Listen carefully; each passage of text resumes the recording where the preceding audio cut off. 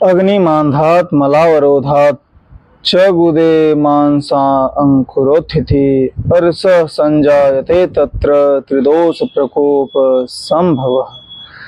महर्षि जी अष्टांग हृदय में बताते हैं कि पाइल्स यानी बवासीर, जिसको महर्षि जी अर्श कह रहे हैं, वो उसका असली कारण क्या है।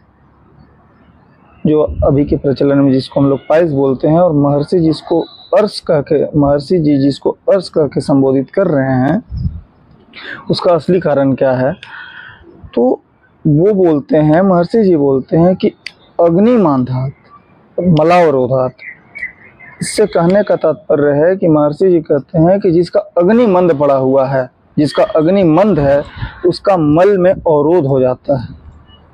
जिसका अग्नि मंद पड़ा हुआ है उसका मल सही से नहीं निकलता। अग्नि अगर जैसे किसी का अगर अग्नि में अग्नि मंद पड़ गया है तो अग्नि मंद पड़ने की वजह से उसका पाचन सही से नहीं होगा, और पाचन सही से नहीं होगा तो उसका मल जो है वो आंतों में जमा होने लगेगा, और वो जब आंतों में जमा होने लगेगा तो वो विभिन्न तरह से सड़ने लगेगा, और सड़ने लगेगा तो जो हमारा जो गुदा द्वार है, गुदा द्वार पे जाके वो सड़ने लगता है। और वो सड़ते सड़ते वहाँ जब आदमी मल त्याग करने में जोर लगाता है तो जोर लगाने के टाइम में क्या होता है कि वहाँ के नसों पे जोर पड़ता है, और नसों पे जोर पड़ने के कारण वहाँ एक मांस अंकुरित हो जाता है।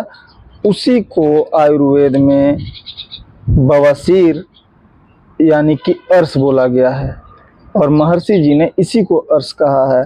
और महर्षि जी कहते हैं कि जब आपकी अग्नि मंद हो जाती है तभी आपको ये पाइल्स का प्रॉब्लम, अर्श का प्रॉब्लम या बवासीर का प्रॉब्लम कह लें, होता है।